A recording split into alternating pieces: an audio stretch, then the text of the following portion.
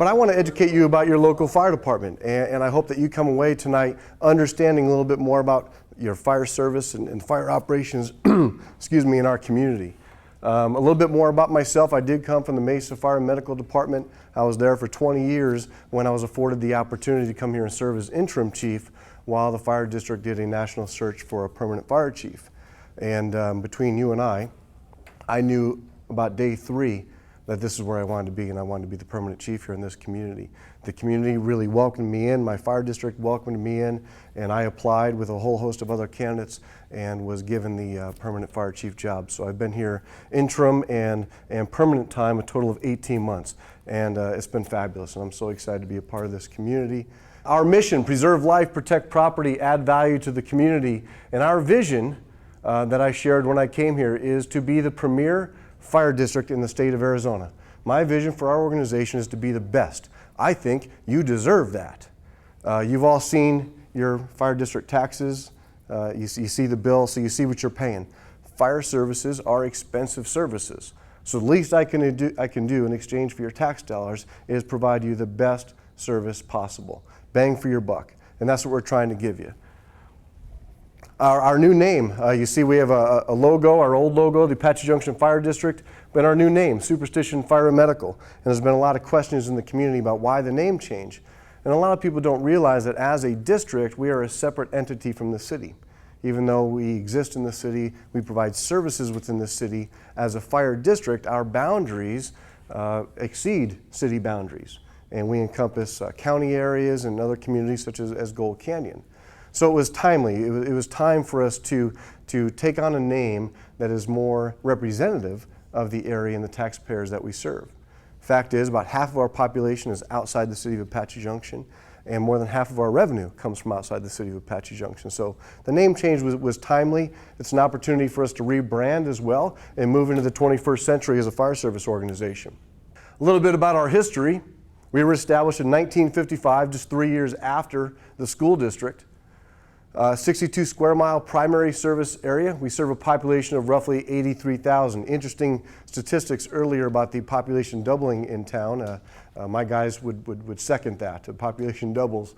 Our fire district includes the city of Apache Junction, Gold Canyon, Mountain Brook Village, Superstition Foothills, Goldfield Foothills, and Entrada del Oro.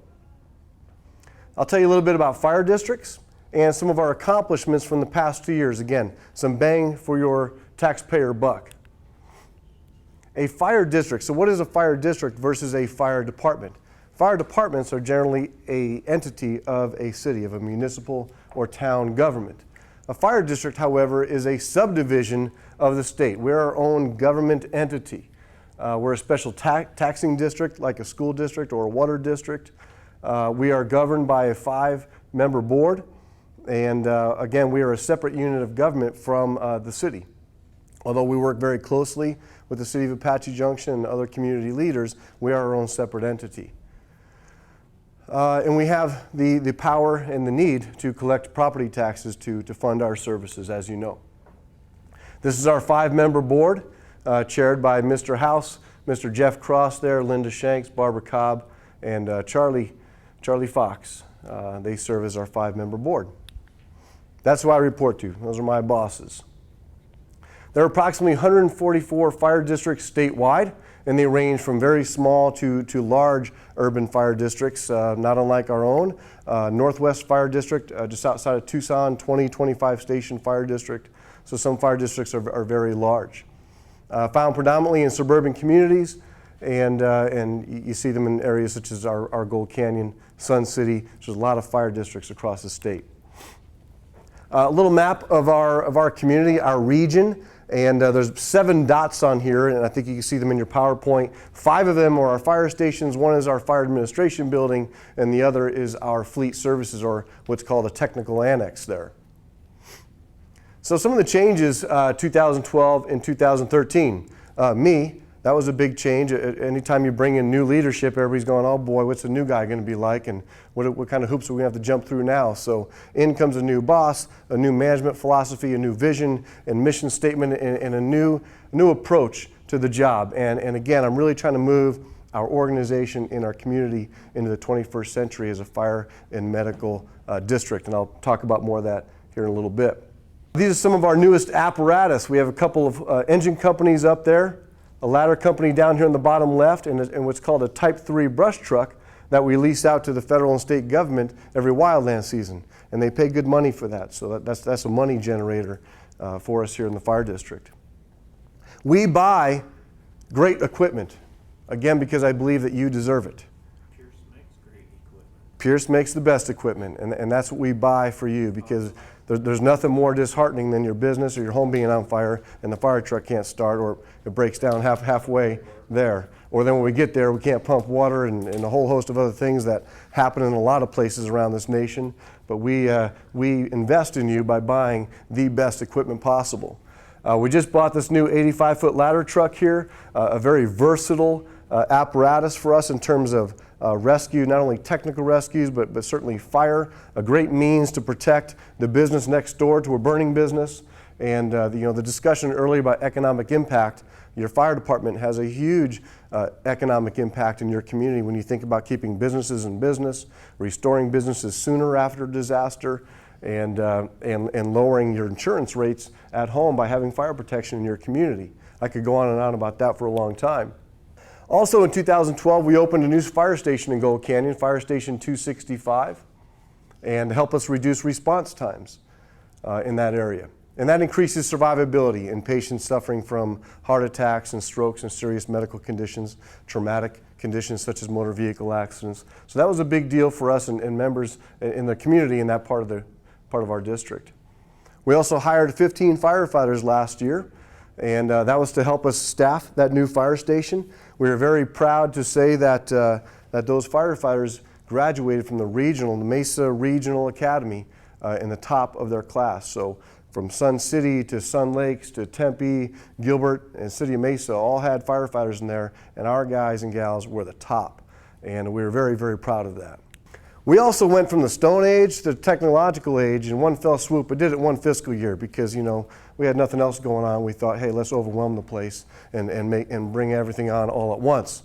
So that's exactly what we did. We brought on a new records management system, a new electronic patient care reporting, electronic medical records, new technology that assists us with daily staffing for our fire stations, new training software to deliver training to our decentralized fire department, new servers because our servers were old, and just a whole host of new technologies in the district. Again, the beneficiary of this upgrade is our community. We provide a better, higher quality service by virtue of this move. We also got into the grant business here recently, and anything that we can buy through grants and save this community money, we do, and we've brought in a lot of money just in the past year through federal and other grants. This grant was for radios for wildland deployments. As you saw in Yarnell, how important communications are in the wildland environment. We have rocky terrain, hilly terrain. Communication is always a challenge, and we bought bigger, better, stronger radios for our people. And you can see our share was very small to the in comparison to the $111,000 that we brought in to buy new radios for our people and our neighbors in Queen Valley. We also recently achieved a grant for this Lucas device, which is a device that fits around the chest of a cardiac arrest victim and compresses the chest in a fashion that is consistently rhythmic, and compressions are deep enough to really help impact survivability. We are becoming very, very good at reversing death. You can imagine how very difficult that is to reverse death, but by virtue of new treatments and new therapies and new medications and devices like this, we're actually reversing death now in the fire service and in our community at unprecedented rates. So we're very proud of that. We're also looking at, as I mentioned earlier, I said the word decentralized. By its very nature, the fire department is generally the most decentralized department of any city, town, or district, just by virtue of the number of fire stations and other outbuildings where you have to put employees. So we're very decentralized by nature. That complicates communication. So we're looking at a new teleconference system, video conference system, so we can better network not only in our district, but again, we join down with partners from across the state, and we'll be able to network with other fire departments around the state of Arizona to provide training for one another, education for one another, just another great way to ensure that our firefighters are best educated and prepared to provide services in our community. We're very much a medical provider. 80% of the calls that we run are medical in nature. My paramedics carry dozens of intricate, advanced cardiac and other types of medications that are only a physician would use in a hospital setting. So the treatments and the interventions that we perform in your living room sometimes are only seen in a clinical setting. So these advanced services very much make us a medical department. Some people don't understand the tradition of the fire service. You're not medical, you're fire. No, we, as I joke with my guys, I'll say, do we flow more water through IV tubing or fire hose last year? And it's usually IV tubing that wins out. So we're very much a medical department. It was time to add medical to our name, and we're demonstrating some of that innovation by entering into a Medicaid, Medicare grant. We've applied to the feds with our partners, Mesa and also Queen Creek, for $40 million. And we've asked the Medicaid, Medicare system, well, actually, I'm sorry, we asked for $13 million. And we've tried to show them a model where we think we can save the Medicaid, Medicare system $40 million. So again, we've said, give us $13 million, we'll save the system $40. We feel very confident in our ability to achieve this grant this year. And what this will do is really put us in the spotlight of what's happening in the American fire and medical service. We'll be working with mid-level providers such as physician's assistants and nurse practitioners to provide a whole new tier of service in our community. For example, we might partner up with a local hospital such as Mountain Vista, perhaps Banner or Goldfield someday. But Mountain Vista, for example, upon discharge of a patient would contact us and say, can you go out and meet with these people 2 or 3 days after discharge? And we would go out and meet with them and ensure that they're compliant with their meds, they're compliant with their discharge instructions, that they filled their prescription, that they're doing the things that they're supposed to do, that they're healthy 2, 3, 4 days upon hospital discharge. We're trying to reduce readmissions. That's what the system wants. And the system wants to keep people healthy. So that's our potential role in this new system. And there's a lot of agencies across the country going to be keeping an eye on what we're doing here if we get this grant. We're positioning ourselves to run a model like this even without this grant. And we've got good support from insurance companies and from local hospital systems. So we think we will have a really good model in place. And this is not cutting edge, as I said the other day, this is leading edge. This is leading edge stuff. And as Obamacare and the Affordable Care Act are coming into play, and that's working its way out, the 100,000 pages of legislature there, as that's interpreted more and more over the months and years to come, our system is going to keep changing, and we want to be on the forefront. We want to be leading that change, and we want to be providing a service that's going to make a more healthy community for you. Our yearly average call volume, our medical calls, roughly 5,700, fire calls, over 100 to 150 on every given year. And that's actually pretty high, the fires. This community is known through the Valley Fire Service as we fight a lot of fire out here. And that's a problem, because as your fire chief, to me, a fire is a failure of our system. Our public education system, our fire prevention system failed somehow. So we're looking at ways to help prevent disasters, prevent fires, prevent medical emergencies. That's very much a part of what we do. As I mentioned, you'll see in your handout some of the saves. We had 6 what we call saves in 2013. A save is defined as someone who is clinically dead, no pulse, and not breathing, to walk out of the hospital neurologically intact. And that's, when you consider a person is dead upon arrival, and then we do all this voodoo, and then they come back to life, not quite like on Baywatch. They don't jump up and say, thank you for saving me, but there's usually interventions in the hospital. But then for that person to walk out neurologically intact, walk out under their own power, can still think clearly and function, that's a very rewarding thing. And we're getting better at this. We really are. We're getting better. because through better training and better interventions, we're learning how to do CPR better. Something seemingly as simple as CPR. Maybe you've heard the acronym CCR anymore, continuous chest compressions. So we're not recommending mouth breathing in the CPR process anymore. Why? Because science and data and research has shown that we improve survivability when we do chest compressions only, assuming that medical intervention is on the way. So when we coach bystanders anymore via the 911 system, we teach them chest compressions only. And this is the chain of survival you see at the bottom. Early call to 911, early bystander CPR, electrical defibrillation and ACLS care. That's what my paramedics provide. Rapid transport to a hospital, and then interventions at our local hospitals.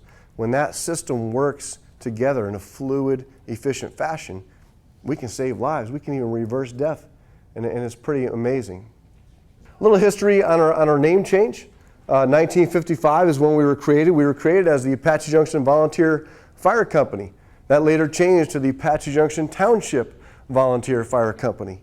84, the Fire District, and now Superstition Fire and Medical. And again, as I mentioned earlier, an opportunity for us to rebrand and really communicate to our community who we are, the region that we serve, and the business that we're in. And it's very much a medical business. We're really an all hazards business, but Superstition Fire, Medical, and All Hazards is just really long acronym. But we're an all hazards fire department. We do everything.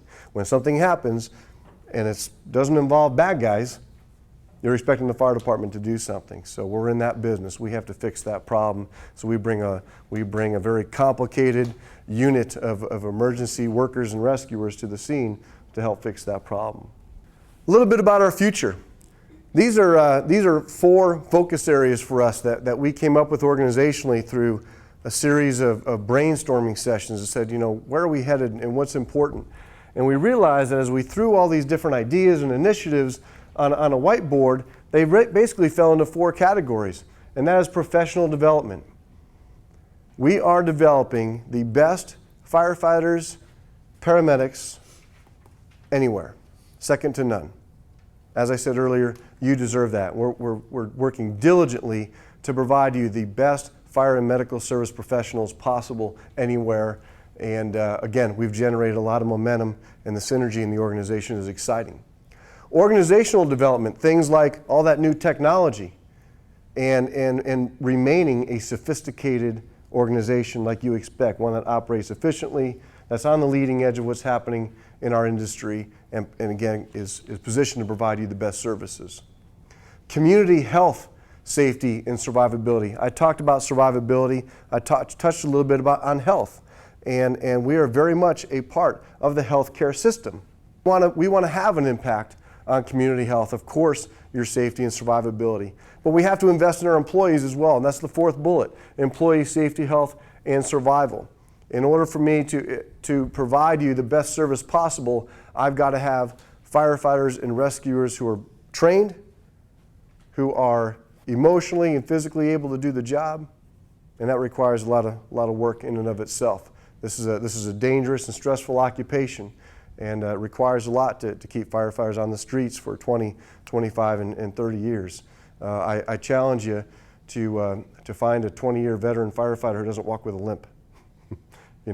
It's a rough career. It's tough on the body. Questions, comments? Before that, we're breaking into the world of social media, and we have been now for about the last 18 months. It's exciting. It's a great way for us to connect with our community, for you to see who we are and what we're doing on a daily basis. And Miss Jasmine back there is always updating our Facebook and tweeting.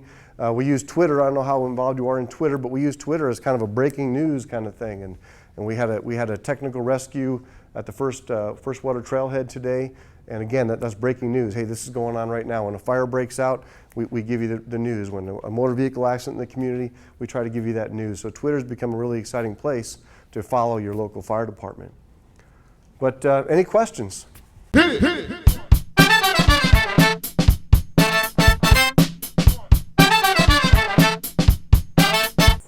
Thank you. Thank you. I don't mean to turn my back to you guys, but you guys know me from. I'm Todd House, Pinal County Supervisor, and I'm here tonight to enlighten you on a few different issues. What does the supervisor do? You know, that if you live in the city of Apache Junction, we work with the city of Apache Junction to get things done. But if you don't, if you live in the unincorporated area of Apache Junction, I am your mayor, city council, dog catcher, paint striper, flood control, whatever issue that could come up will come to my office. It is utterly amazing. I had been running for this office several different times. I know people don't know if I not, but I didn't get elected. But I've been preparing for this for quite some time. And it's amazing some of the things that I still do that I didn't know I was going to do, like bingo licenses. That came in the first week. I'm going, oh, I give out bingo licenses. Okay. You know, so basically what the supervisors do in Pinal County is we basically set up the budget. We do a budget for Pinal County.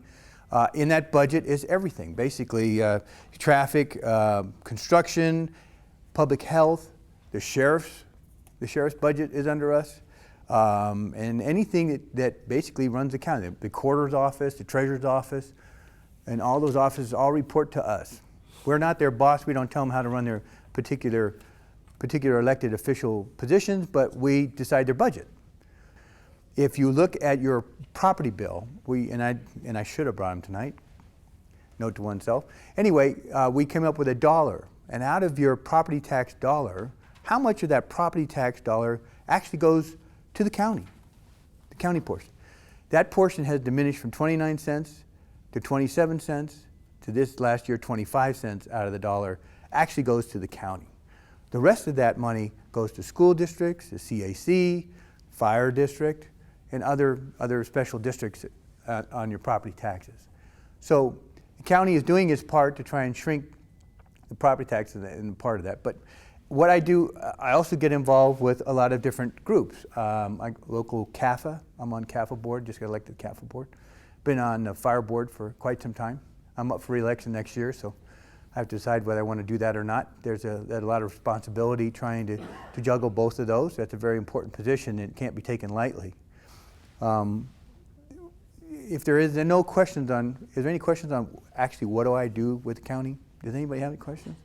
Because basically it's oversight. It's large oversight of the entire county. In days gone by, each county district person would normally concentrate on their own county portion. And I do that, but it also how it affects the entire county as a whole, because we're in it together. You know, my little section of the world does affect me, it does affect my area, my people, but it still affects my county.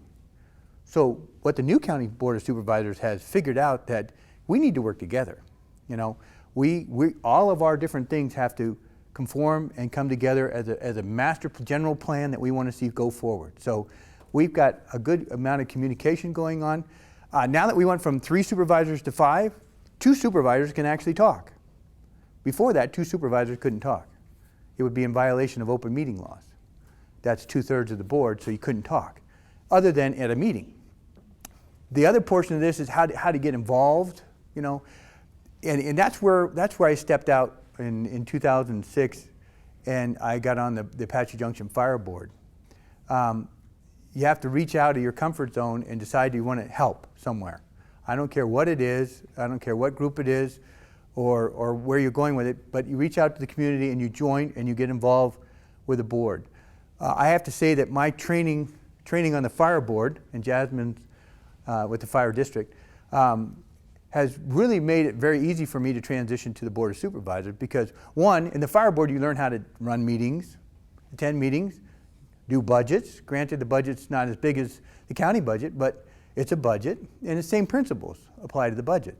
So by getting involved with one of the local school district, fire district, sanitary district, any of those, you can pretty much prepare yourself for if you ever wanted to try and do something else different. So I'm also involved with a lot of nonprofits, which is important because whether anybody knows it or not, or anybody likes it or not, they're all joined. Every one of them has one person that's in another one also.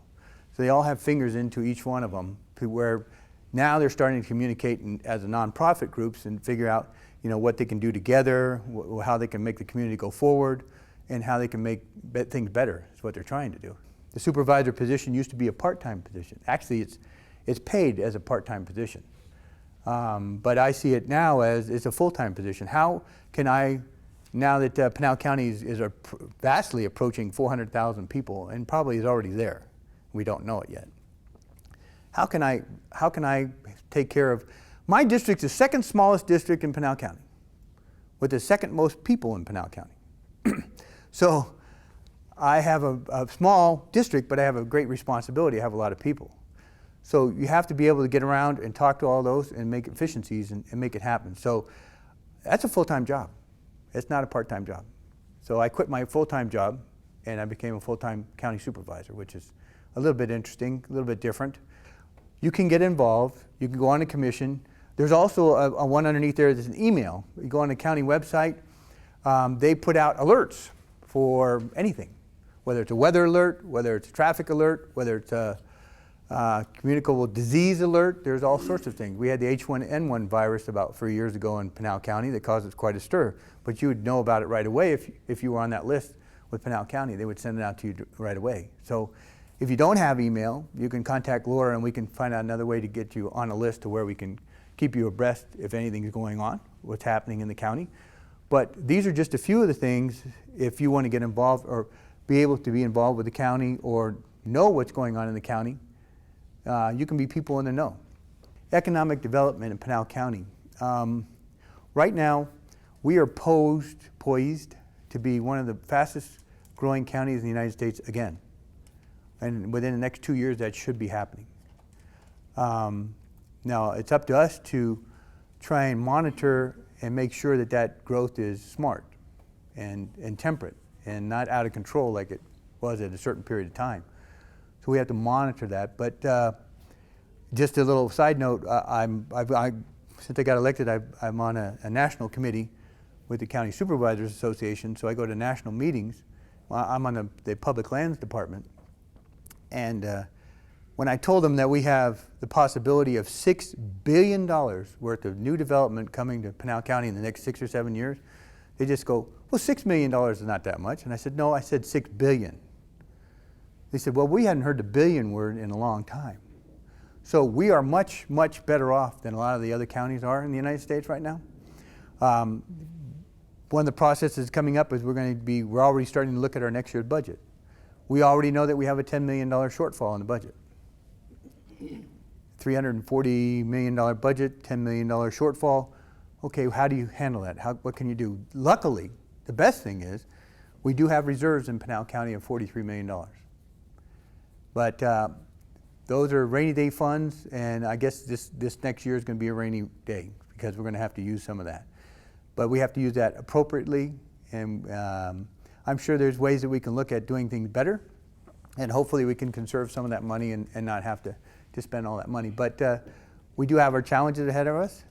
Unfortunately, we lag a little bit behind the cities and the municipalities when those home evaluations come out and when all those things move forward.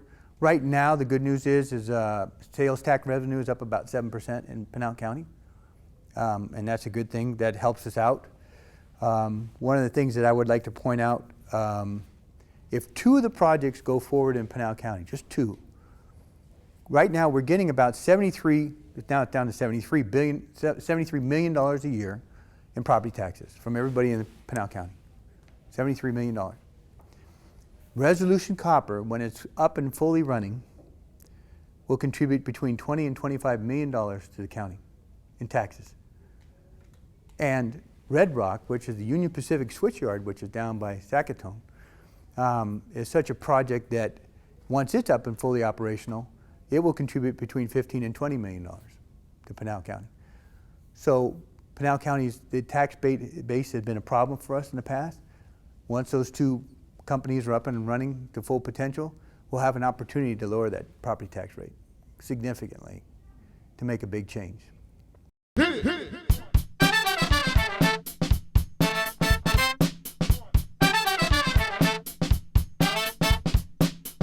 First off, as Constance said, Janine Solly, and I want to just say to all of you, I think it's tremendous that you're here and that you take time out of your schedule to be here because you are engaged and active, and that's awesome.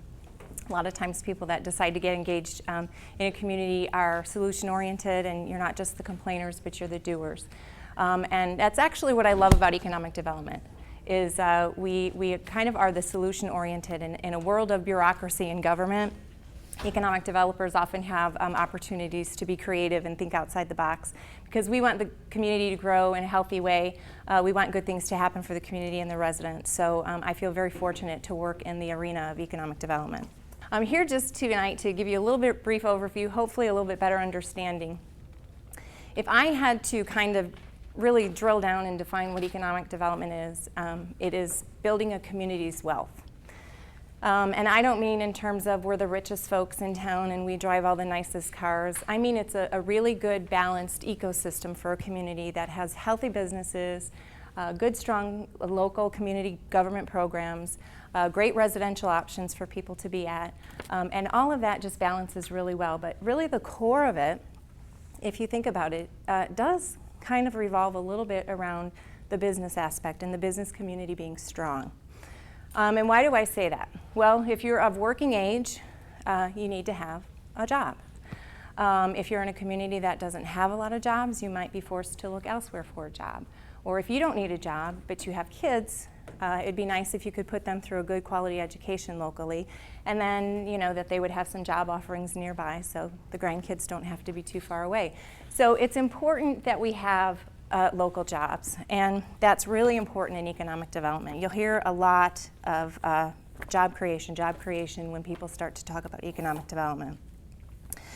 So why do we do it? Why do we do economic development activities, which essentially boils down to trying to create an environment that's attractive for a business to come to? We do that because the competition is fierce. So we actually have to put programs in place and incentivize things so that people will take a look at us.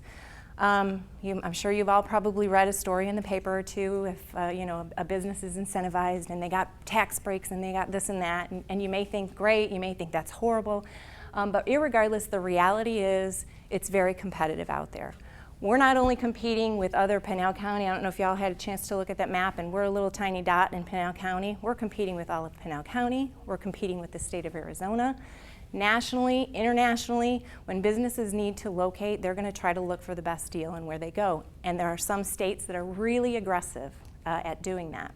We're truly fortunate in Apache Junction, too, that we have access to GPEC, which is the Greater Phoenix Economic Council. They are a more regional-based economic development organization with some great resources. There's 23 communities that are members of GPEC. We contract with them annually in order to receive their services. They're 40% funded by municipalities. They're 60% funded by the private sector. So again, the private sector sees the benefit of making this investment and trying to make Arizona a really competitive place to be. We might have a business here who would really benefit greatly from having one of their suppliers closer by. They could get it cheaper. They could do, you know, a better deal. So even the business community knows business doesn't always necessarily mean competition. It can always mean, you know, good health. So we have access to GPEC, and they actually have staff on the ground in China. They're trying to recruit some companies to come over from China. And of course, this probably won't surprise you, but California. When the voters made some of the decisions that they did and the tax implications for the businesses got so drastic, many businesses in California decided they needed to leave because it was difficult to do business. It didn't make financial sense. So they've actually been doing a pretty good job of getting some of those companies to look here. One thing I did want to talk about was, when we're talking about these jobs, I want to emphasize that they are really seeking out living wage jobs. I will say any job is a good job, but the higher paying jobs are what they're going after. We were at a presentation last week, and even in the last couple of years, where we're coming through the slow recovery, there was a statistic that was thrown out that currently Arizona is ranked 7th in the percentage of job growth, number of jobs. So that's a good thing, because compared to the other 50 states, Arizona is 7. I'll take that any day. You know, in terms of we're starting to regain some of what we lost. Okay, so you peel that onion back a little bit, and we learned that we are, as a percentage of income growth, 35th. So what does that mean? That means we're doing an all right job of creating new jobs, but they're low-paying jobs. So we want to try to improve that, and that's what ACA and GPEC do. GPEC's actual goal this year is to try to find, their target is to average a $56,000 a year wage job that they're bringing to Arizona. So, and the average new wage in Arizona, I just said it's kind of low. Anybody want to take a guess at what it is? Annual. Oh, I know. $8. A little better than that. What is it called? An annual wage, an average annual wage for the new jobs that are being created. It's $19,500. So what do we do locally? That's all great and good. We know we've got a couple of wonderful allies at the state level working for us to try to get companies just to look. What are we doing locally, though? So here is a nice book. It's called Economic Development Action Plan and Team Report. This was a report that was formally adopted by the City Council in November of 2007. And what it is, it's our local economic development strategy. So there was a group of 21 folks who got together and they said, you know, every community is different. Every community has its ups and downs and assets and liabilities. So they did a great SWOT analysis and strengths, weaknesses, opportunities, threats, and they said, where can we focus in Arizona, in Apache Junction, and make the most out of what we have in terms of how we can grow our economic development pie. So you are welcome to read this. It is on our city website and the economic development pages. Great reading. If you were to read through this, you would kind of see three themes that kind of come through. And so we pulled those out and we call those our 3Ds. And those are our strategies for Apache Junction.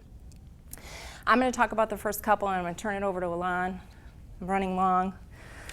Okay. The first D that you would pull out of here is diversification. The second is downtown. And the third is destination. So I'm going to focus on diversification. What does diversification mean?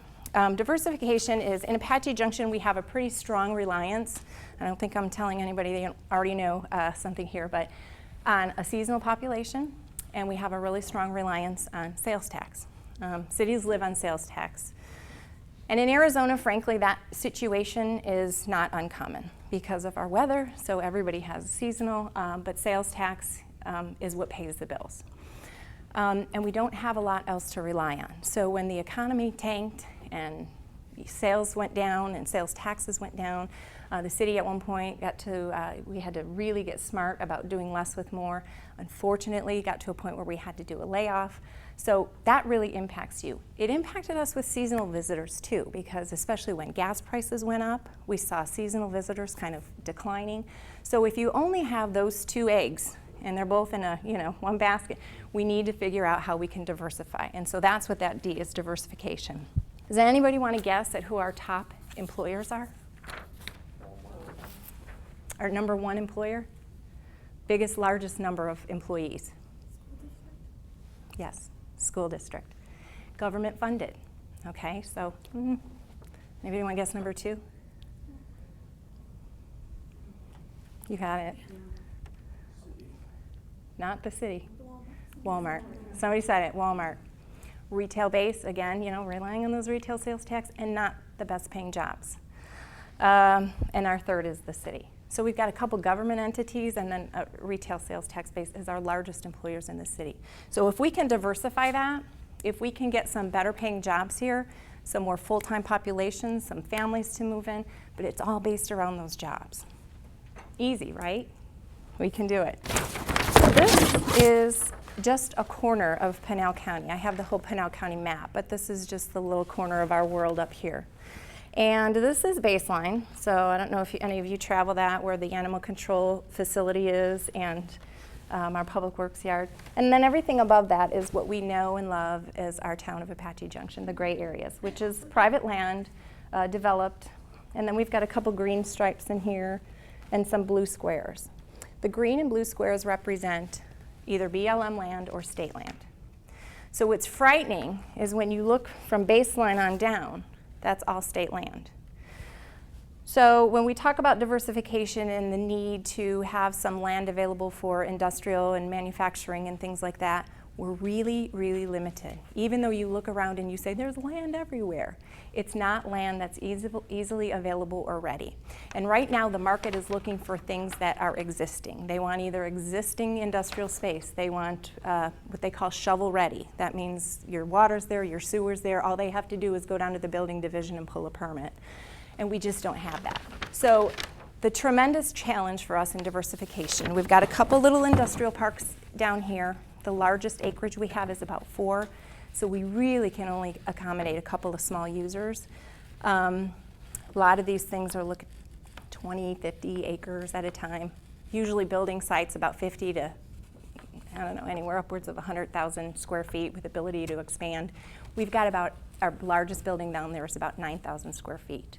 So a little bit limited, but the great news is that once this does start to break apart and go to auction, we'll have some tremendous opportunity. So not only will we include housing in here, we will have some components in some areas for some industrial parks, and you don't have to think of smokestacks and things like that. A lot of them are clean.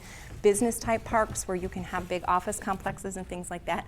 Hopefully some more employment opportunities down here. So that's the good news. That's the second D in our strategy. The folks said, you know, there's so many opportunities in the downtown, and we really need to take advantage of some of that. The Apache Trail, the history of the Apache Trail, if you know it at all, used to be a state route. So when people used to try to get to the lakes and the mountains from the greater Phoenix metro area, that's the route they used to take. So what happened, of course, naturally, is a few businesses popped up here and there, but they primarily were not destination type businesses. They were businesses that meant to serve the traveler. So gas stations popped up all over and, you know, things like that. And then some folks started to move in, so we'd get a few more mixings here and there. But what really changed the dynamic of the Apache Trail is when US 60 opened all the way down to Apache Junction. Because what people would do, those travelers who just wanted to get through, started to go take a more efficient route, which was US 60. So really what Apache Trail did over time was kind of transition into more of a neighborhood serving type of center without ever really having the opportunity to grow up as a downtown. So if you think of downtown, when I say that word, I came from Chicago, so I think of, even as big of a city as it was, downtown Chicago, especially at this time of year, you know, and window shopping and looking at Christmas lights. And there were a lot of people down there and a lot of cars, but it felt intimate and it was human scale. And you felt safe walking, well, not gonna get hit by a car anyway. So it's just a different kind of experience. Or if you go on a vacation somewhere and you go to see their town square, you know, that it's a little square and has some things around it. Those are kinds of the things that I conjure up anyway when I think of downtown. Not 6 lanes of traffic and the super wide median, you know, that gets plowed every once in a while to get the weeds out. So we had a little bit of an issue of how do you make a downtown out of this? So in 2010, the City Council adopted another planning document that included an implementation strategy of how do you create a downtown in Apache Junction. With what you started with this, we're not that old of a city, so you were handed this, how do you create downtown? So they developed 3 little zones. We've done a lot of work in the downtown. We've invested some money very strategically. Since the adoption of the DRIS in 2010, we've actually seen over $5 million in investment, public and private investment. And that doesn't include the building of the community college and Mountain Health and Wellness. So if you were to ask an engineer, you know, $5 million sounds like a lot, but if you ask an engineer, you know, what's $5 million going to buy me? Not much, not much at all. So when you think about some of the beautification projects that have happened, some of the road infrastructure that's gone in, some of the street lights that have been put in, not just the light up street lights, but the traffic control signals, that's what you call them. Some drainage improvements have actually been incorporated. We've done a lot with a little bit of money. And the other really thing that we are so blessed for is a lot of that was federal grant money. So the city coffers didn't have to come up with a lot of that. It was federal grants and some private dollars. So we're happy to see that happening. Behind the scenes though, because the DRIS actually talked about, it's not just about projects and building things. you have to make the processes at City Hall easy for businesses to get through. So we've done some major rework on some of the processes when a business has a plan and they come in and they need review and how they're assisted and how they're helped and timeframes that we promise to get things back to them. That's all been implemented, and we're working very hard to become known as a business-friendly environment. So all those processes have been changed. City Council actually changed the city code when it came to hosting events downtown. We realized, you know, what's downtown about? It's about people. If people aren't in a downtown, you know, what is it? So we have some great events downtown. We just had the holiday event, if you were able to visit with that. The FOTS, Festival of the Superstitions, was just a big 3-day festival. The Chamber hosted and put on, great event. And we want to encourage businesses to host events too. It's good for their business. They do all the marketing. People come out and see them. They might draw. Superstition Harley does a great job of doing regular business events, and frankly, they draw people from outside this community that come here and spend money, go to the restaurants, and that's what we want them to do. We don't want to get in their ways, and we were, frankly, believe it or not, a little bit of red tape. So the city council changed the code, and they said, you know what, if it's not a life safety issue, why are we bothering them? Or tax, they have to be able to pay tax. But aside from those two things, and Constance has been having great fun doing this. She coordinates all the special events now. But the whole notion of it is, let's let the businesses be successful on their own, and let's support them in that, and let's encourage them in that. So let's get a little bit of government out of it. So that's another big thing that's happened. So, but why do we do all this? You know, why do we rehabilitate? Why are we investing?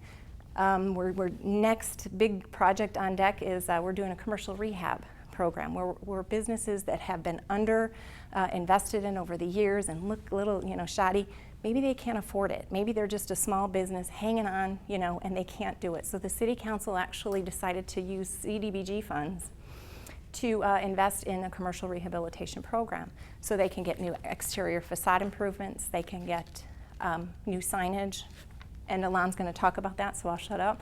But a great opportunity for some of our smaller businesses to make part of that investment too.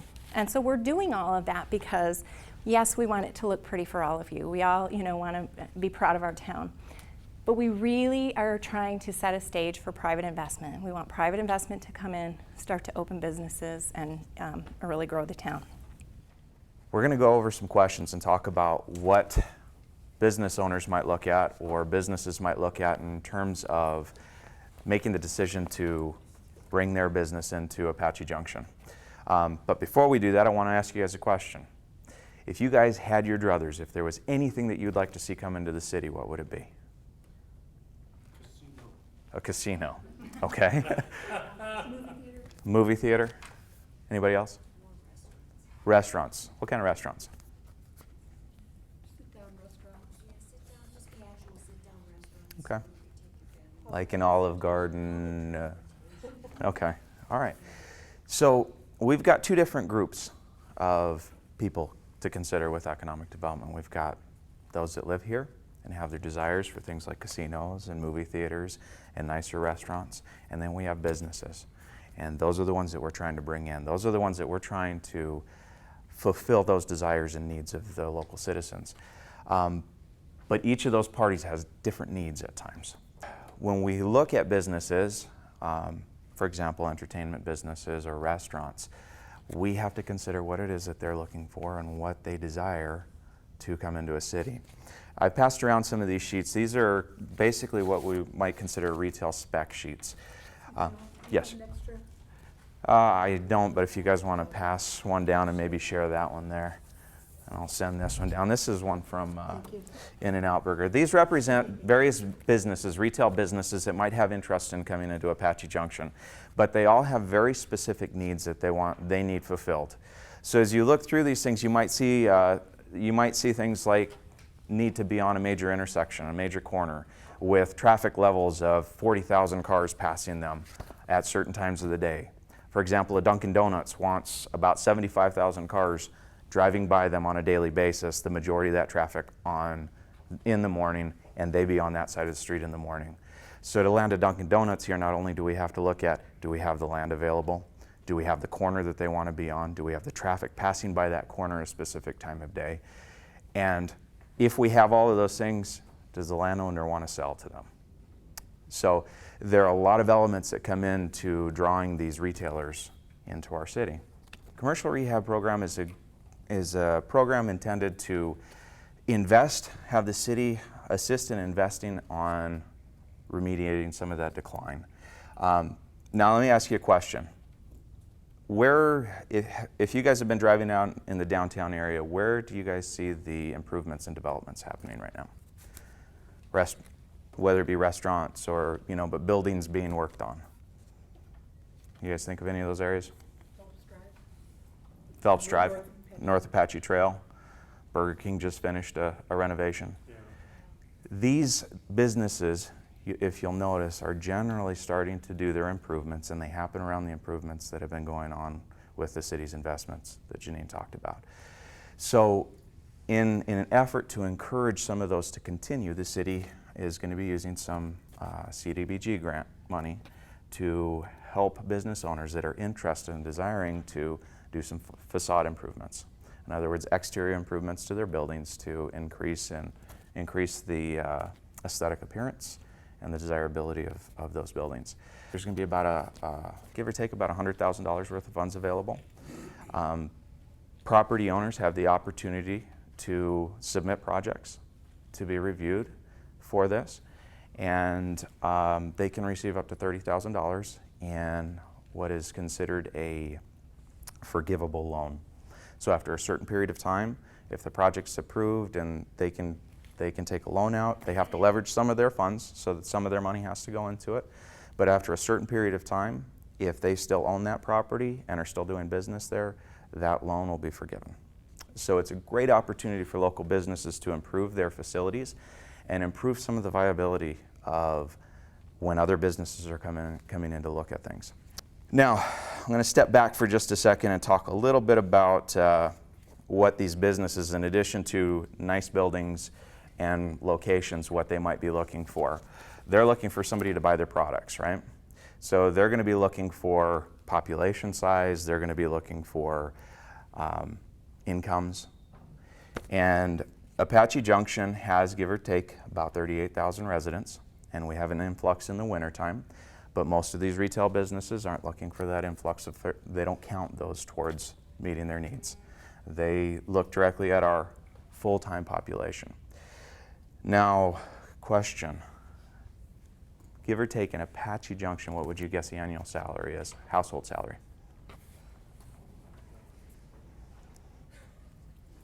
No ideas? 23. Okay, on an individual level, if we're talking about a one person, it's going to be about $17,000 a year for an individual annual salary. Household salary is about 34 to 36, depends on what numbers you look at. So those are things that are taken into consideration on top of the population numbers. So when Janine talks about great opportunity, one of the biggest opportunities we have, state land, as development occurs there and more residents come in, we not only have more population, but we have a larger economic base for businesses to begin to look at opportunity to come into town. So with that in mind, we realize that there are some opportunities to bring in retail and opportunity to help local businesses establish here in Apache Junction. We engage in that process on a regular basis, and like I said, we're doing things like the rehab program to assist in that process as well. Why is that important? Well, Janine talked about it a little bit. Arizona cities are dependent upon sales tax. A good amount of city budgets come from sales tax. Our local sales tax dollars are the money that comes out of our local city businesses. Sales tax dollars accounts for about 50% of our general fund budget. Of the general fund budget, about 42% goes to the police department. About 18% goes to fund Parks and Rec, and about 5% goes to the library. So the sales tax that comes out of our local businesses pretty much pays for the police department here. I gave you guys a little piece of paper there's a couple things in this pamphlet here. there's a small piece of paper talking about shop local and why shop local is important to our economy.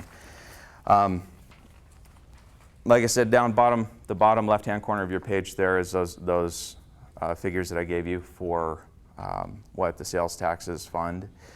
The top part is an example of what shopping local, what we would call kind of like a multiplier effect, what it does for a local economy.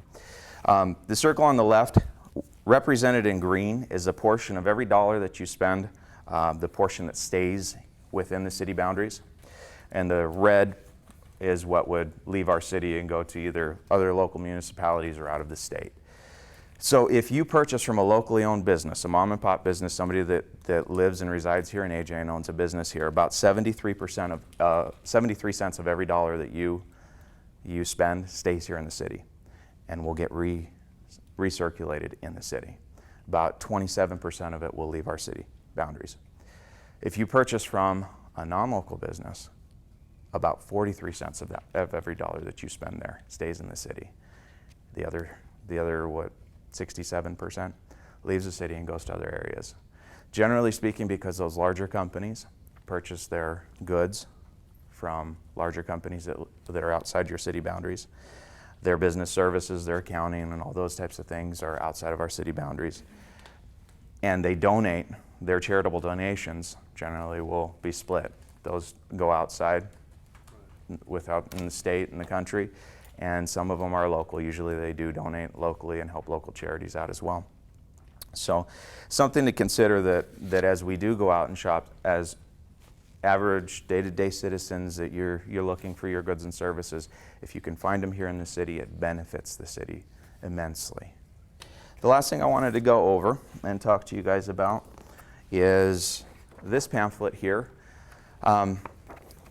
These are our general demographics for the city of Apache Junction. These numbers were updated in 2012, and we're going to work on doing some updates on these again. They include, this is a pamphlet that would go out to retailers or to businesses that are possibly interested in coming into the city boundaries. They give out all the numbers generally that they're looking for to be able to start that decision-making process as to whether they want to locate here or not. On page 3, there is a chart called it's a retail leakage. And what this represents, if you guys look at the far right-hand column here, there are a set of numbers that range from 0 to over 1. Everything that's over 1 is a category. For example, food at home is at 1.1. And what that means is that as far as statistics show, we have enough we have enough grocery stores to serve our city's needs. In fact, we purchase a little bit more than what's expected, statistically speaking, for a population of our size. But the next one down, food away from home, one of the things that you guys requested was a restaurant.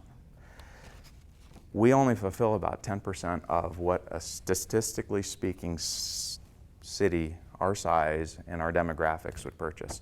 Only about 10%. So 90% of what would normally be purchased isn't being bought here. That is leaking out into neighboring communities.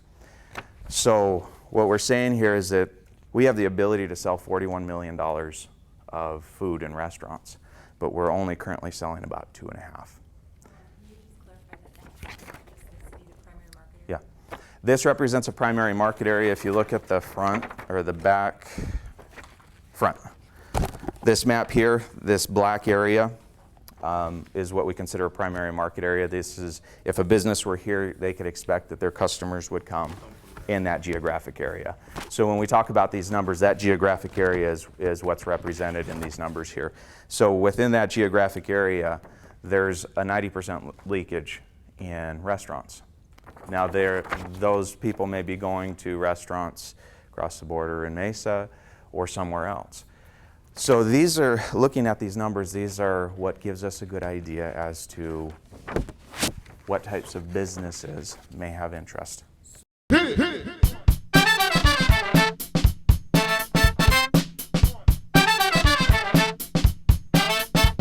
Thank you very much for having me. I first of all want to compliment you. Taking time out of your personal life to be a part of a program like this is really amazing. You know, it's funny, we talk about politics, and we talk about typically politics being at the national level or down in Phoenix, but all politics are local. And so you taking the opportunity to begin learning about your community and taking an active role is the first step in you having an opportunity to shape your community and shape the direction that we move. And so I appreciate you taking the time to do that.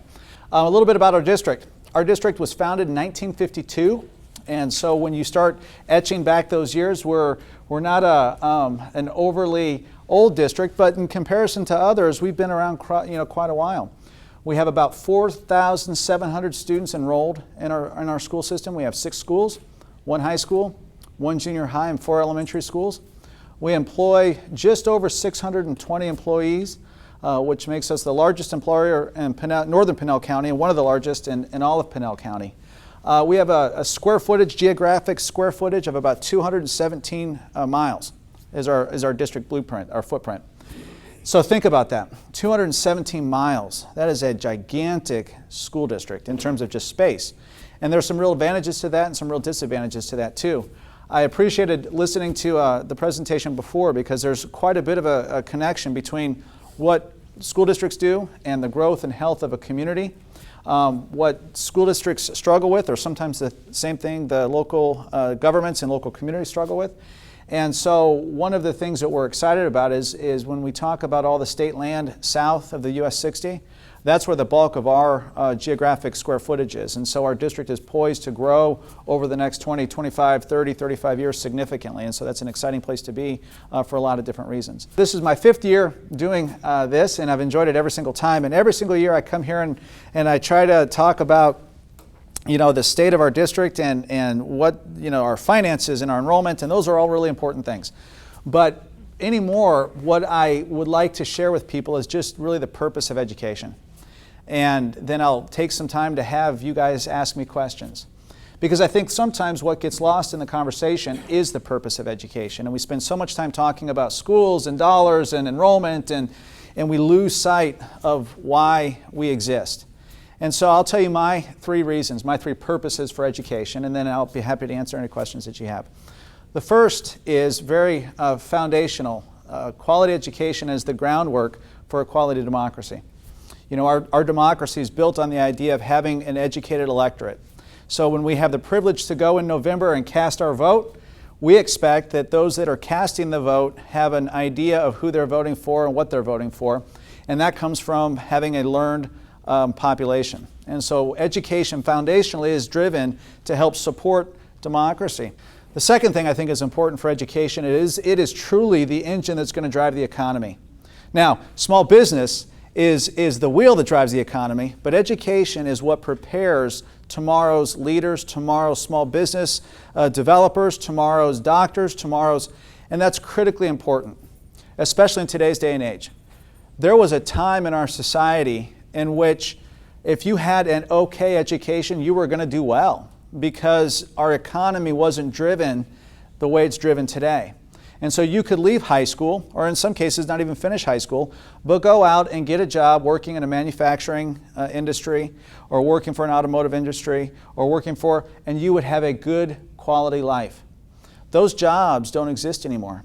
In fact, those jobs now require a higher level of education than what many jobs required from college graduates just 40 years ago.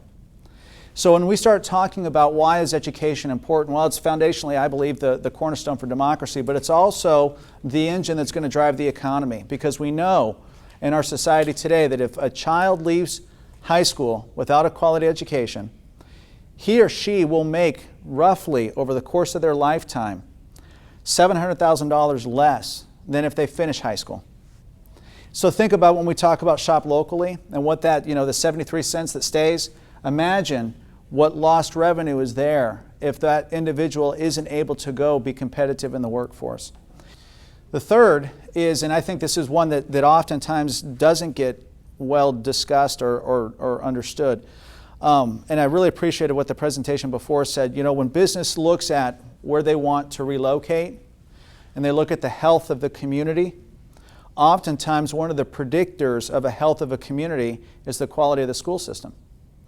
And so when a business says we want to plant in a community to generate revenue for our business, we want to make sure that there's going to be individuals there that have the money to buy from us our product. And so one indicator they look for is, what is the educational system like that we want to relocate to?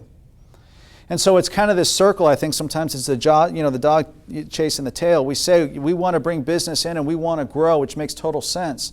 But we've got to do some things on the front end to make that happen. And the city's doing a really good job trying to do some of those things. And I think the school district is doing a really good job trying to do some of those things as well. But our community also has to continue to engage in a way that allows those two entities to flourish. There's sometimes people will ask me about, but don't public schools get so much money? And the answer is no.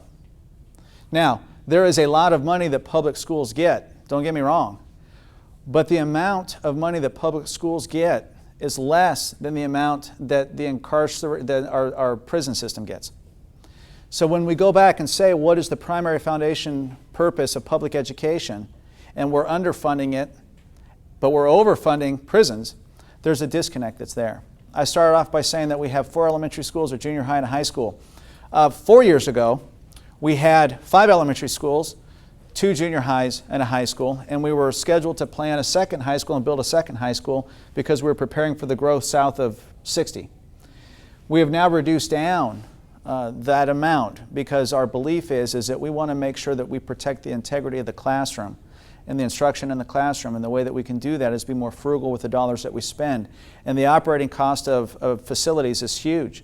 And so how can we capture and save dollars in order to put those back in the classroom so that we can prepare for that college and career readiness for all? And so we've, I think, been very financially frugal in order to have the resources to do things then that we believe give us a better opportunity to prepare our children for the college and career readiness. One of the things that we believe is very foundational in our organization too is that it's not just all about academics. That when we talk about education, we talk about educating the whole child.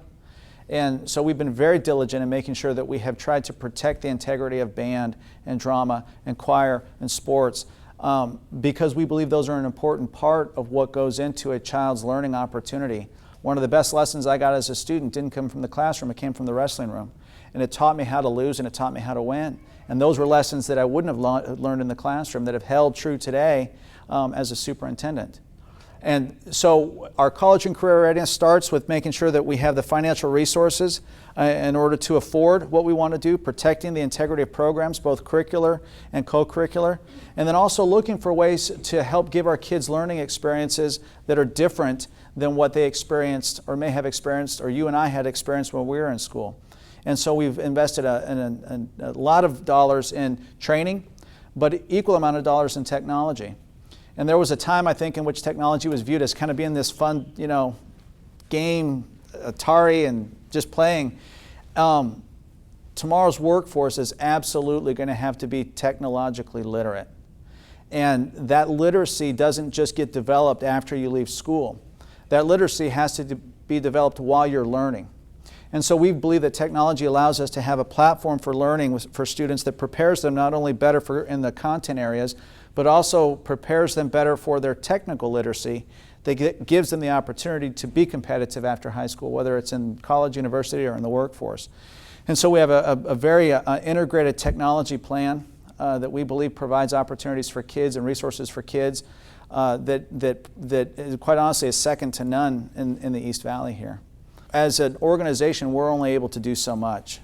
And that next step has to come from the relationships that we have with our parents, the relationships we have with our community, the connections that we make. And so we've worked hard over the years developing and continuing to develop customer service, expanding programs to include families in our extracurriculars, co-curriculars, offering programs for parents, creating early intervention programs for children that includes opportunities for parents to improve their educational experience if that would better their family and their lives. It's an interesting time, I think, to be in education in today's society because society is changing significantly every year. And yet we're also still very much trying to dig out of what we were and become who we know we need to be. And yet we know that who we need to be is going to be different tomorrow than it was today. And so how do you create a system that is fluid in order to facilitate that? We have advanced placement programs at the high school. Sometimes I'll hear people say, well, that high school doesn't have the same programs as other high schools, and I would challenge them to go look at other high schools and tell me what programs they have that we don't have. And for every one they don't have, we do have a different program. And so it's not that we don't offer, it's that each institution makes choice on what they're going to offer, and we offer competitively what other high schools around the valley offer. Our junior high is a pure one-to-one program. Going back to the technology, so instead of lugging textbooks, students are issued laptops and they access their curriculum through the laptop. And then our elementary schools, we've really focused on creating smaller learning environments, even though our campuses have gotten bigger with numbers. The facilitation of staffing, both for teachers as well as office staff, nursing, administration, allows us to take a larger campus and actually break it into smaller sections in order to help give students the opportunity that they deserve, not only in the curriculum and the instruction, but also just in the relationship. Our district, to be fair, is going to be at a crossroads soon. For all of the financial stewardship, I believe, that we've shown, there is a limited amount of resources that we have, and the discussions with our state and our economy hopefully will turn over the next 18 months, or we're going to have to make some tough decisions again. But ultimately, I believe our district has continued to focus, and I give credit to our board, has continued to focus on making decisions that are in the best interest of students, and ultimately giving them the opportunity to become those educated voters who have the opportunity to earn a livable wage, and ultimately to help partner with other agencies to build our community, so when businesses want to come and they look and say, well, what is the school system like? We can be proud of that. So that's just a little bit about our district. Questions for me?